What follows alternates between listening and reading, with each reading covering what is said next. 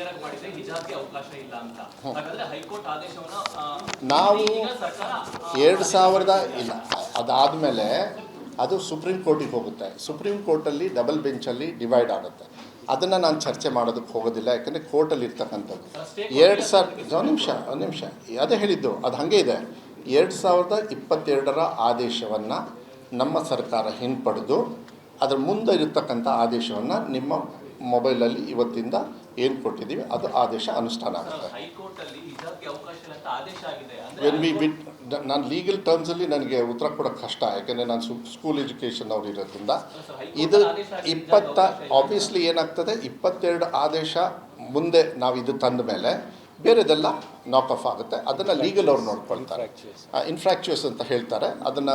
Mostly I think Dinesh ಅವರು ಇವರು ಹೇಳ್ಬೋದು ಮಾತಿಗೆ. ಬಟ್ ಏನಂದರೆ ಅದನ್ನೆಲ್ಲ ಲೀಗಲಾಗಿ ನೋಡ್ಕೊಳ್ತಾರೆ. So 22 yes you got it right. Yes we got it, you got it right. Dinesh ಅವರು ಏನಾದ್ರು ಹೆಚ್ಚೇನು ಹೇಳೋದಿಲ್ಲ. ಈಗ ಮಧು ಅವರು ಇವಾಗ ಎಲ್ಲರೂ ಕೂತ್ಕೊಳ್ಳಿ ಇಲ್ಲ ಅವ್ರು ಮತ್ತೆ ಆ್ಯಂಗಲ್ ಚೇಂಜ್ ಮಾಡಬೇಕು.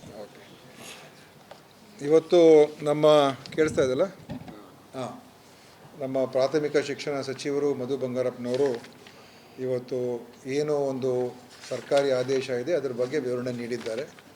ನಮಗೆಲ್ಲ ಗೊತ್ತಿರ್ಬೋದು, ಅವರು ಈಗಾಗಲೇ ಇಂಟ್ರಡಕ್ಷನಲ್ಲಿ ಹೇಳಿದ್ರು, ಈ ಜನಿವಾರದ ವಿಚಾರದಲ್ಲಿ ಒಂದು ವಿದ್ಯಾರ್ಥಿಗೆ ಅವಹೇಳನ ಆಗುವಂಥ ಒಂದು ಪರಿಸ್ಥಿತಿ ಬಂದಾಗ ದೊಡ್ಡ ಒಂದು ಇಶ್ಯೂ ಆಯಿತು. ಅವಾಗ ನಾನು ಕೂಡ ರಿಯಾಕ್ಟ್ ಮಾಡಿದ್ದೆ ಮತ್ತು ಆ ಸಂದರ್ಭದಲ್ಲಿ ಮಧು ಅವ್ರಿಗೂ ಕೂಡ ಫೋನ್ ಮಾಡಿದ್ದೆ. ಆಮೇಲೆ ನಮ್ಮ MC ಸುಧಾಕರ್ ಅವ್ರಿಗೂ ಫೋನ್ ಮಾಡಿದೆ. ನೋಡಿ, ಈ ಥರ ಎಲ್ಲ ಆಗಬಾರ್ದು, ಸರಿಯಲ್ಲ. ಯಾಕೆಂತ ಹೇಳಿದ್ರೆ ವಿದ್ಯಾರ್ಥಿಗಳು ಶಾಲೆಗೆ ಮತ್ತು ಅಥವಾ ಪರೀಕ್ಷೆಗೆ ಹೋಗುವಂಥದ್ದು ಅವರ ಒಂದು ಮುಂದಿನ ಭವಿಷ್ಯ ನಿರೂಪಿಸ್ಕೊಳ್ಳೋಕ್ಕೋಸ್ಕರ. ಅವರ ಒಂದು ಮನೋಸ್ಥೈರ್ಯವನ್ನು ಕುಗ್ಗಿಸುವಂಥ ಕೆಲಸ ಆಗಬಾರ್ದು, ಅವಮಾನಿಸುವಂಥ ಕೆಲಸ ಆಗಬಾರ್ದು. ಮತ್ತು ಅವ್ರದ್ದು ಸಂಪ್ರದಾಯಗಳೇನಿದೆ ಆ ಸಂಪ್ರದಾಯಗಳ ಪ್ರಕಾರ ಒಂದು ಸೀಮಿತವಾದ ಸಂಪ್ರದಾಯದ ಪದ್ಧತಿಗಳಿದೆ ನಮ್ಮಲ್ಲಿ. ಅದನ್ನು ಒಪ್ಕೊಂಡು ಒಗ್ಗೂಡ್ಕೊಂಡು ನಾವು ಹೋಗಬೇಕು. ಈ ಥರ ಎಲ್ಲ ಆಗಬಾರ್ದು ಅಂತ ಹೇಳಿದಾಗ ಅವರು ಇಲ್ಲ, ನಾನು ಇದ್ರ ಬಗ್ಗೆ ಕ್ರಮ ತೊಗೊಳ್ತೀನಿ ಅಂತ ಹೇಳಿದ್ರು. ಅವರು ಅದೇ ಪ್ರಕಾರ ಇವತ್ತು ಒಂದು ಸ್ಪಷ್ಟ ಒಂದು ಆದೇಶ ಆಗಿದೆ. ಏನಂತ ಹೇಳಿದ್ರೆ, ಯಾವುದೇ ಈ ರೀತಿ ಈಗ ಜನಿವಾರ ಇರ್ಬೋದು, ಅವ್ರು ಹೇಳಿದ್ರಲ್ಲ ಪೇಟ ಇರ್ಬೋದು, ರುದ್ರಾಕ್ಷಿ ಹಾಕ್ಕೊಳ್ತಾರೆ ಕೆಲವರು, ಇಂಥದ್ದೆಲ್ಲ ಒಂದು ಸೀಮಿತವಾದಂಥ ಪದ್ಧತಿ. ಹಿಜಾಬ್ ಹಾಕ್ಕೊಳ್ತಾರೆ, ಸ್ಕಾರ್ಫ್ ಹಾಕ್ಕೊಳ್ತಾರೆ. ಇದು ಸೀಮಿತ ಪದ್ಧತಿಗಳು. ಇದು ಒಂದು ಸಮವಸ್ತ್ರಕ್ಕೂ ಕೂಡ ಅಡ್ಡ ಬರುವಂಥ ಪ್ರಶ್ನೆ ಬರೋದಿಲ್ಲ. ಯಾಕಂದರೆ ಸಮವಸ್ತ್ರದ ಅವ್ರದ್ದು ಸಹಜವಾದಂಥ ವ್ಯವಸ್ಥೆ ಅಡಿಯಲ್ಲಿ ಸಮವಸ್ತ್ರ ಕಾನೂನುಗಳು ಇರ್ತದೆ. ಸೊ ಅದಕ್ಕೆ ಸೀಮಿತವಾದಂಥ ಒಂದು ಪದ್ಧತಿಗಳಿಗೆ ಅವಕಾಶವನ್ನು ಮಾಡಿಕೊಡ್ತಕ್ಕಂಥದ್ದು ಮತ್ತು ಯಾರಿಗೂ ಕೂಡ ನೋವುಂಟಾಗಬಾರ್ದು. ನಮ್ಮ ಉದ್ದೇಶ ಏನು, ಒಬ್ಬ ವಿದ್ಯಾರ್ಥಿ ಒಂದು ಸ್ಟೂಡೆಂಟ್ಗೆ ಅವನು ಕಾಲೇಜ್ಗೆ ಬರುವಂಥದ್ದು, ಶಾಲೆಗೆ ಹೋಗುವಂಥದ್ದು, ಅವರ ಒಂದು ಪರಿಶ್ರಮವೇ ಅದೇ ಅದೇ ಅವ್ರಿಗೊಂದು ತಪಸ್ಸದು.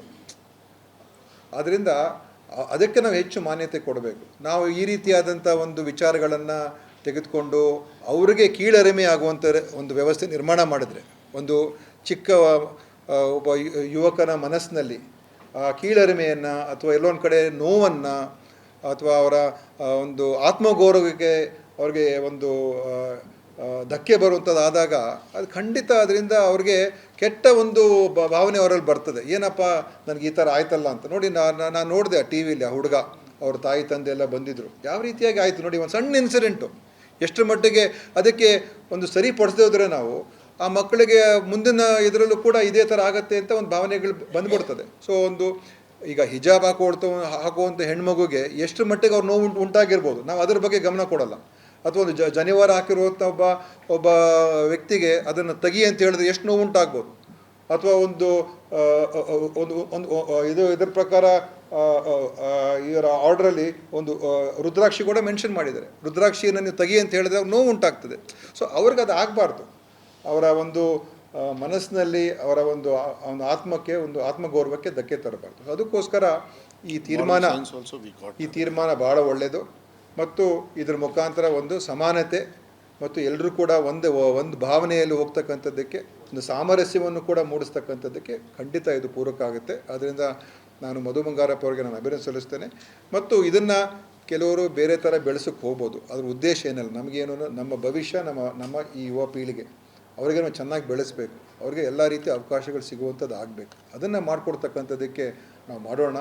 ಅವ್ರ ಶಾಲೆಗಳಿಗೆ ಹೋದಾಗ ಈ ರೀತಿಯಾದಂಥ ಅನಾವಶ್ಯಕವಾದಂಥ ಒಂದು ಟೆನ್ಷನ್ಗಳು ಅವ್ರಿಗೆ ಬೇಕಾಗಿಲ್ಲ. ಯಾರು ಕೂಡ ಬಯಸೋದಿಲ್ಲ, ಇದರ ಅಗತ್ಯತೆಯೂ ಕೂಡ ಇಲ್ಲ, ಇದರ ಅನಿವಾರ್ಯತೆಯೂ ಇಲ್ಲ. ಆದ್ದರಿಂದ ಈ ಥರದ ಇದು ಒಂದು ಒಳ್ಳೆಯ ತೀರ್ಮಾನ. ಮುಂದೆ ಯಾವುದೇ ಶಾಲೆ ಇರ್ಬೋದು, ಶಿಕ್ಷಣ ಸಂಸ್ಥೆ ಇರ್ಬೋದು, ಅವರು ಇದನ್ನು ಗಮನದಲ್ಲಿ ಹಿಡ್ಕೊಂಡು ಅವರ ಒಂದು ಮಕ್ಕಳನ್ನು ಎಲ್ಲರನ್ನೂ ಕೂಡ ಸಮಾನವಾದಂಥ ರೀತಿಯಲ್ಲಿ ನೋಡ್ಕೊಳ್ತಕ್ಕಂಥದ್ದು ಮತ್ತು ಇಂಥ ಒಂದು ಘಟನೆ ಮರುಕಳಿಸ್ಬಾರ್ದು, ಮತ್ತೆ ಆಗಬಾರ್ದು. ಯಾಕಂದರೆ ಇದು ಸಣ್ಣ ವಿಚಾರ ಇದ್ದರೂ ಕೂಡ ದೊಡ್ಡ ಮಟ್ಟದಲ್ಲಿ ಇದು ಬಿಂಬಿಸುವಂಥದ್ದಾಗ್ತದೆ, ಅದರ ಪ್ರತಿರೋಧ ಆಗ್ತದೆ. ನೀವು ನೋಡಿದ್ರಿ ಮೊನ್ನೆ ಎಷ್ಟು ದೊಡ್ಡ ಆಯಿತು, ದೊಡ್ಡ ಒಂದು ರಿಯಾಕ್ಷನ್ ಆಯಿತು ಈ ಒಂದು ಇನ್ಸಿಡೆಂಟಿಂದ. ಒಂದು ಇಬ್ಬರಿಗೂ ಅಥವಾ 3 ಜನರಿಗೆ ಆಗಿರುವಂಥದ್ದು ಅವತ್ತು ಎಷ್ಟು ದೊಡ್ಡ ಇನ್ಸಿಡೆಂಟ್ ಆಯಿತು. ಸೊ ಇದು ನಮ್ಮ ಸಮಾಜಕ್ಕೆ ಬೇಕಾಗಿಲ್ಲ ಅಂತ ಹೇಳಿ ಇದಕ್ಕೆ ಖಂಡಿತ ನಾನು ಒಪ್ತೀನಿ. ಇದು ಅವ್ರಿಗೆ ಅಭಿನಂದನೆ ಸಲ್ಲಿಸ್ತೇನೆ. ಇದು ಭಾಳ ಒಳ್ಳೆ ತೀರ್ಮಾನ ಅಂತ ಹೇಳಕ್ಕೆ ಬಯಸ್ತೇನೆ.